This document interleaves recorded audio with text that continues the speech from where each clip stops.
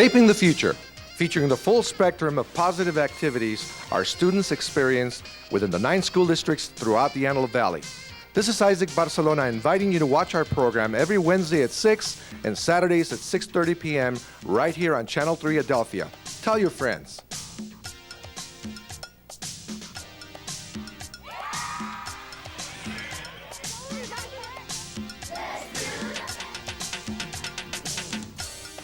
Welcome to our 5th episode of Shaping the Future. We have a great show for you today. But first, let me give you an update on the June 2001 calendar of events. On Friday, June 8th, Christopher Nance will be at Palm Tree School at 1:30 p.m. as part of his Reading for Life literacy program. On Saturday, June 9th, from 9 a.m. to 4 p.m., the Antelope Valley Youth Expo at the Fairgrounds with Michael Josephson and his Character Counts message, the 6 pillars of character: respect, trustworthiness, responsibility, fairness, citizenship, and caring. Great event. Be there. On Wednesday and Thursday, June 13th and 14th, Ana Verde Plaza School will be putting on a wonderful production of The Wizard of Oz at the Lancaster Performing Arts Center at 7:30 p.m. Hope you all get to enjoy these different events this month. Now on to our show.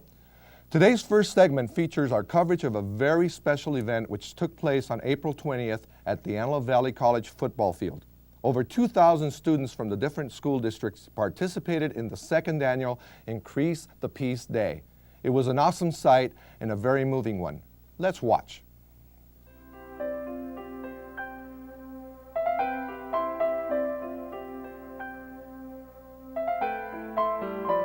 The Antelope Valley is in the national spotlight today because Challenger Middle School last year came up with a unique idea of creating something positive out of something horrific. It's called Increase the Peace Day. And we're here with Mayor Frank Roberts from Lancaster and Darren Parker, one of the coordinators of this event. Gentlemen, welcome to Shaping the Future. Good morning. And the beauty of this thing is that it started in this area at the Challenger Middle School out on the east side, and now it moved all the way to the federal level, so the federal people understand the importance of this day as well. City of Lancaster is proud to be able to present a proclamation today regarding that fact, and Darren started all. He's the star of this thing. Well, not really the star, but definitely been in support of all the efforts of this community. The Antelope Valley is a wonderful place to live, and the quality of life here, we have a certain expectation of what it should be. So when the youth stepped out and wanted to make a statement not only to this community but to the nation, we were more than proud to be supportive from the Human Relations Task Force. And of course, because we have all the city government involved and they've been very supportive of all the efforts here, it was a done deal to get this done, and we look forward to next year's event, which we plan to make much bigger than this year's. Because of what happened here last year with the kickoff of this, I have introduced a resolution in the House of Representatives to encourage schools all across the country to do this. And we'll be debating the bill on the floor Tuesday. I hope everybody will watch it on C-SPAN. Well, for me, being somebody involved in trying to be a peacekeeper of sorts, I think this is a wonderful step to bringing the valley together at all ages, all levels, to finally say, we've had enough violence, let's try to make the world a little bit better place to live. Whatever we do, however successful we may be, it's a matter of how we think. Today is making a statement that is going to be on the mind of our youngsters in schools all over the valley, and with that thought, peace is going to continue to increase. What does it mean to you? It means that we're out here to celebrate peace and around the world. Very good. Hi, I'm Janet Mayoral. I'm the counselor. We brought 17 students with us who want to help increase the peace in the Antelope Valley. We were notified about this by Highland High School, who's real involved with increasing the peace and with diversity, and that was how we found out about it. Ready, begin. I pledge allegiance to the flag. Pleasure to commend Antelope Valley students and the organizers of this event for their remarkable commitment to safer schools and communities. Their dedication to increasing harmony and respect among our people serves as a shining example of social responsibility and an inspiration to us all. Please accept my very best wishes, Governor Gray Davis. We are really privileged today to recognize a number of people who were not afraid to do the right thing. And so together, along with myself and the congressman and the representative from the senator's office, we want to make a special presentation to Kelly Bennett. Kelly chose to do the right thing. She was had a day at work. She was doing her normal job. And in her normal job, she was going through some photographs that were being developed. She noticed that in one of these photographs, there was a cache of weapons in an individual. She knew that that was a danger to her and her friends and her neighbors. She chose to do the right thing. Law enforcement was notified. They went and did what they needed to do in terms of looking into this individual's home. They found a cache of weapons and a plan to go ahead and do violence at a community college campus. In her bravery, she saved lives. Imagine there's no heaven. It's easy if you try. No hell below us. Above us only sky. Imagine all the people. I just want to say thank you to everyone for having us here. And it was a pleasure to meet these folks last year.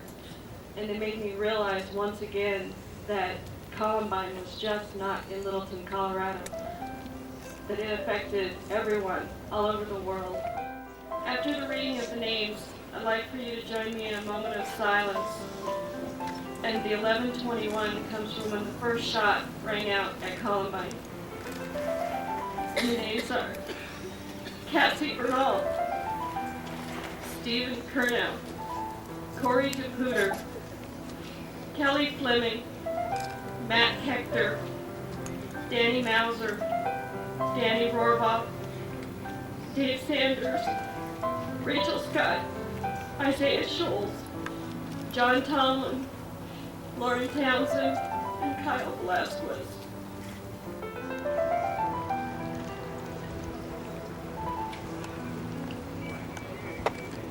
While that was a solemn moment, and we mourned with the victims of school violence, we're here today to tell them that we are not going to let that stop.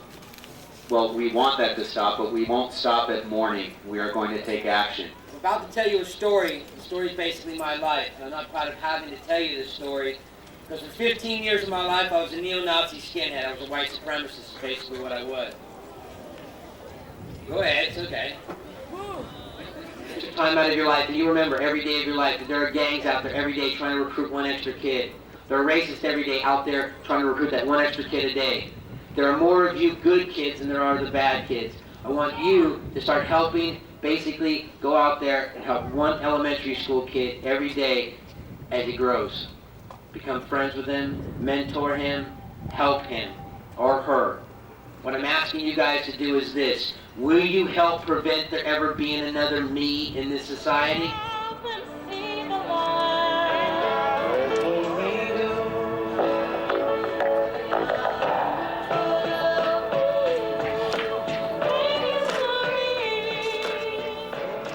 All right, I'm here with some kids from AV High School. Nick Rillo, how are you? Tell me what this meant to you guys today. This meant a lot today. We're trying to decrease the violence and increase the peace. This is a good day for AV. Anticipated. How many of our schools were here? We had 6 schools, a busload of kids each, so about 500 students from Palmdale School District. Great. I'm speechless. It's the most astronomical feeling for young folk to have this kind of insight and then carry it on. When the family from Columbine came up and spoke, the tears from my eyes were having a hard time wiping them away.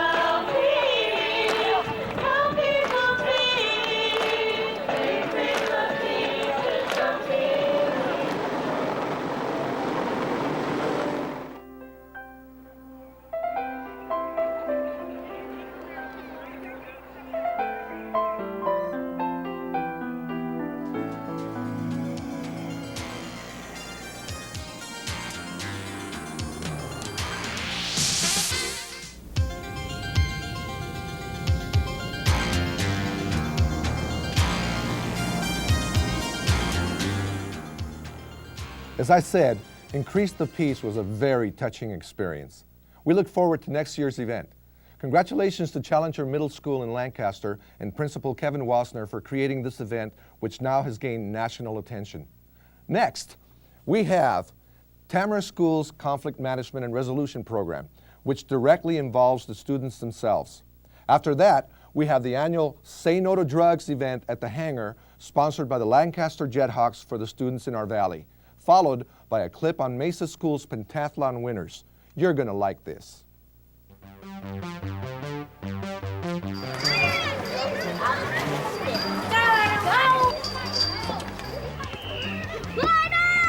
In a crowded playground like this, a lot of things can happen.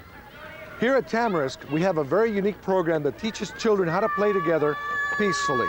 It's called Conflict Management. Hey, where's my candy? You put it in there this morning. I know, it's not in there.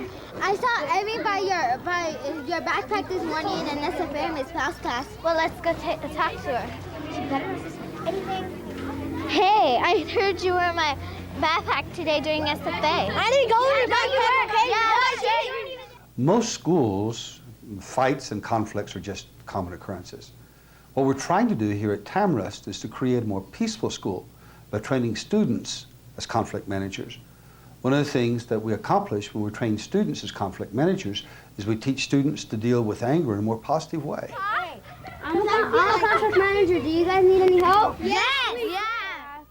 Students are given the opportunity to volunteer as conflict managers. Aaron is my friend. I'm a conflict manager. Aaron, crime. Banana. Solve. Crime. We have found that it usually takes 2 days of thorough training to get the conflict managers ready for any playground situation. Okay, it's important that when you're out there as a conflict manager, you're an active listener. You have to listen to what the other person is telling you so that you can help them solve that problem. Yes? What if they don't listen to it? Then you wait for a few minutes until they stop talking. And what happened, Kimberly? She took some candy out of my backpack. Let her talk. I'm going to be the conflict manager and he's going to be the person with the problem, so go ahead. I had a real bad dispute at the baseball field, and the people who really made me so sad were right over there. Do you think I was really listening when I was going, waving to my buddies over here, looking up in the sky? Once a conflict manager intervenes and offers to help, he asks the kids to follow the steps of the peace path. We started talking, and then she said something bad about my mom. Step 1 on the path is to listen to each other's side of the story. Step 2, each person repeats what they have heard from the other. And finally, both agree to a solution they can both work with. Forget about the thing and never do it again. Last week, I stopped these two girls from starting to fight. They started to fight with just slapping their hands like this, but then they argued. One of them said, "I'm gonna punch you," and then the other one said, "Punch me." That's when I stepped in. We went over the conflict manager rules, and so they agreed to stay away from each other, and that's what happened. Well, I've noticed a lot of positive changes at Tamarisk with the Conflict Managers Program. Students are arguing less, so they're getting along a lot better, and I think it's going to be a wonderful program in the years to come. All right, it's my ball. Wait, what's up with this? Mr. Barcelona, do you need a conflict manager? Conflict manager? What's that? Okay, let's go walk the peace path. Let's go walk the peace path. Okay, let's go walk the peace path.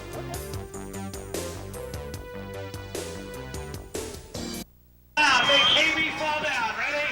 First base. 1, 2, 3, go! Okay, as you can see, I'm being mobbed here by the chaparral students from the Palmdale School District during Say No to Drugs Day here at Lancaster Jethawk Stadium, the hangar. On location, shaping the future.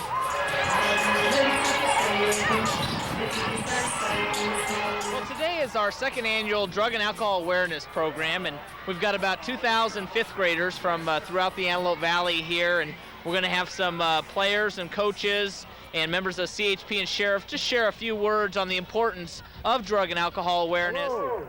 I can't hear you. A little louder, please. That sounds a lot better. I want to ask you kids, how many of you are happy to be here to see a baseball game or because you're missing school today?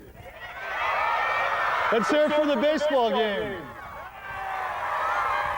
We can do better than that. Baseball game. Missing school. Okay, I guess missing school won. But the real reason I think you're here is because you've all made a commitment to say no to drugs. Just make that decision easy. Don't give in to the peer pressure. Tell you a little story.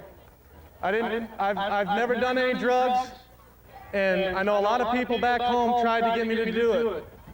But I feel a lot better about myself saying no.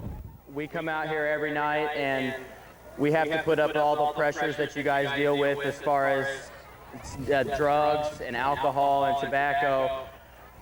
And it's a difficult decision sometimes to make the right one. So just continue to say no drugs and keep up the good grades, and maybe we'll see you out here someday. What could happen if you do take drugs, when you become older, you get exposed to them, you have to deal with, unfortunately, the sheriff's department, and you might even go to jail. Unfortunately, we take a lot of people to jail that are doing drugs. So that should tell you something. If you start doing drugs, you might wind up in jail. So when you think about doing something, whether it be drinking, drugs, vandalizing something, give it a lot of thought and ask yourself if it's going to embarrass your parents, your family, and yourself. And if the answer to that is yes, you probably shouldn't do it.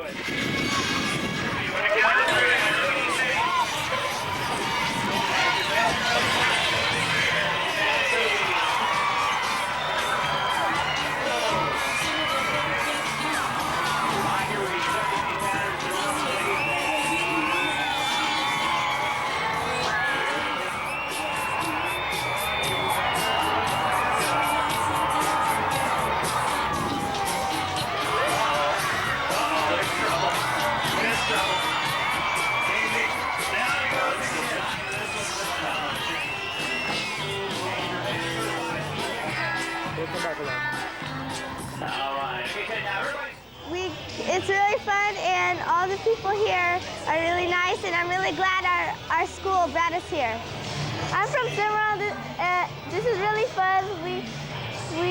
We're here to say no to drugs.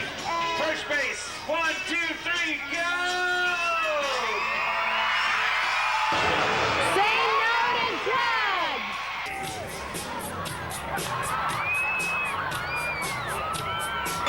Nice and loud. Make AB fall down. Ready? First base, 1, 2, 3, go!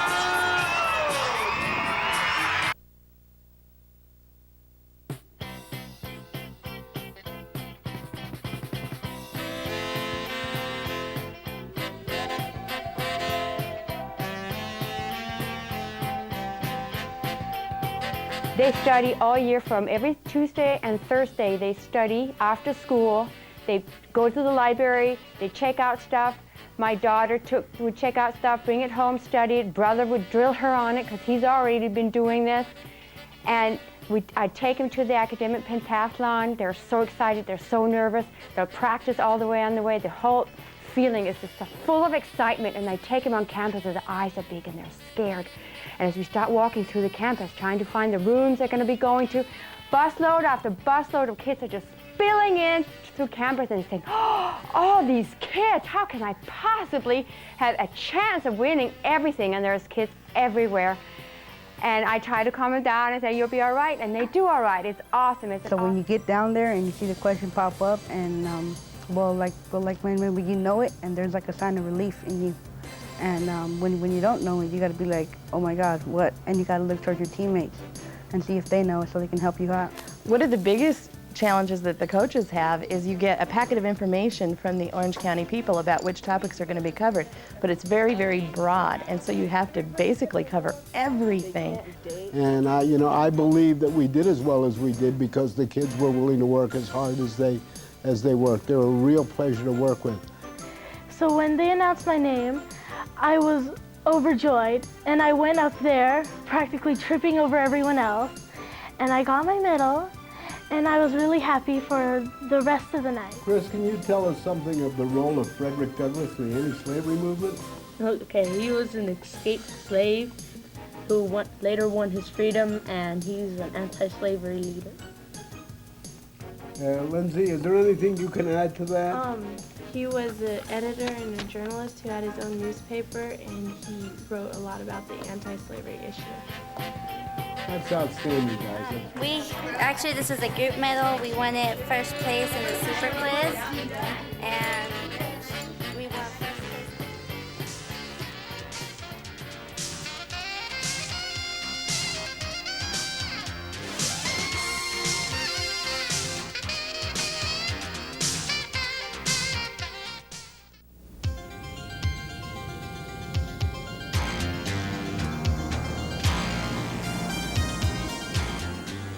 Mr. Harper's class at Quail Valley wrote a song that was selected as one of the winners in this year's Earth Jam competition.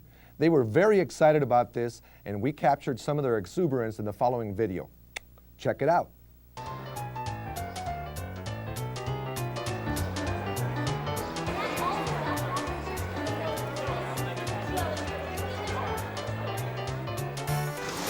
Hello, you guys.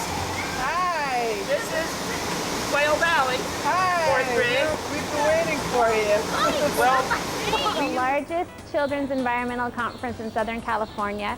The event attendees are here because they entered the Earth Jam 2 Challenge, where kids were asked to create public service announcements about ways that kids can help protect the environment. anyway, we're so excited to be here, and we're real proud of our song that we wrote called Saving the Earth. And this is the best fourth grade ever. Let's hear 1, 2, 3. I'm happy to be here, and I'm excited because we went to the Earth Jam 2 song. I'm really glad to be here at the IMAX Theater. And Earth Jam 2. And Earth Jam 2. Oh.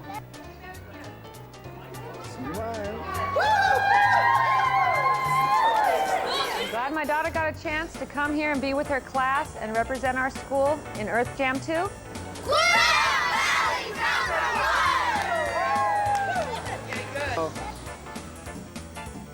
Reduce, reuse, recycle.